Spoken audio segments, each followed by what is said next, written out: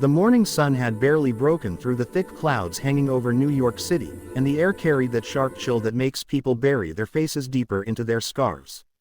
It was one of those December days when everyone moved faster than usual, hurrying to escape the cold, the noise, and perhaps even each other. The city never really slept, but today it seemed restless, impatient, as if kindness had been left behind somewhere between subway stations and coffee cups. Ethan was among the crowd, his breath visible in the icy air as he rushed toward his office near Madison Avenue. At 24, he was still new to the corporate world, eager, ambitious, and slightly anxious. His internship at a marketing firm had been his dream opportunity, and he was determined to make it count. Deadlines, presentations, and meetings consumed most of his days, leaving little space for anything, or anyone, outside that rhythm. His earbuds played low jazz, trying to calm his nerves before another demanding day. As he turned the corner toward the coffee shop he visited every morning, his phone buzzed. It was his supervisor. "Need those numbers updated before the 10 a.m. meeting." Ethan sighed. That meant skipping breakfast again. He slid the phone back into his pocket and quickened his pace. Then he saw him. Just outside the cafe door, sitting quietly beside a metal trash bin, was an old man wrapped in a faded brown coat. His beard was gray and unkempt, his shoes mismatched, and his hands trembled slightly as he tried to sip from an empty paper cup.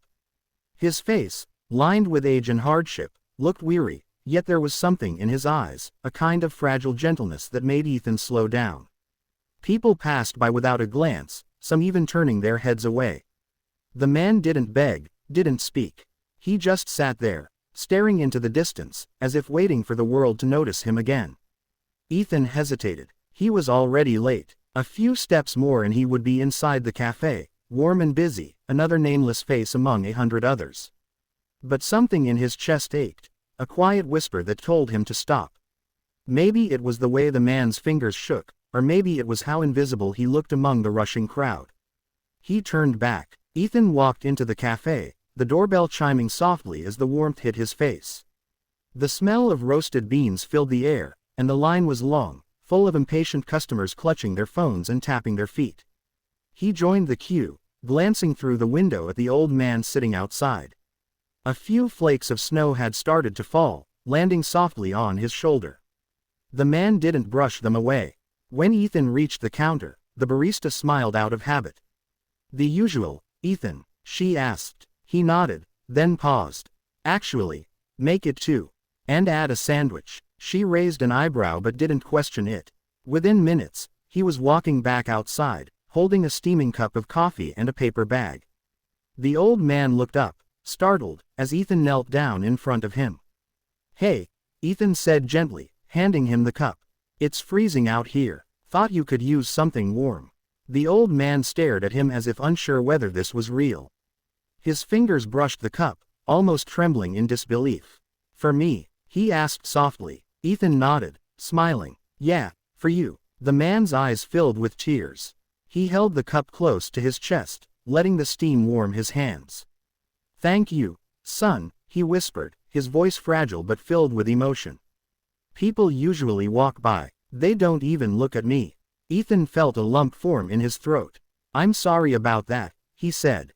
"I just thought maybe you could use a little kindness today."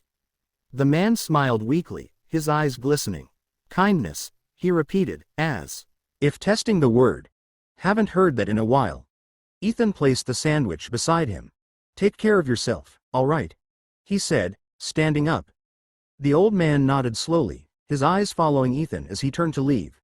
"You have a good heart," he called out softly. Ethan looked back and smiled. "You too," he replied before disappearing into the crowd. As Ethan walked toward his office, the city didn't seem as cold anymore.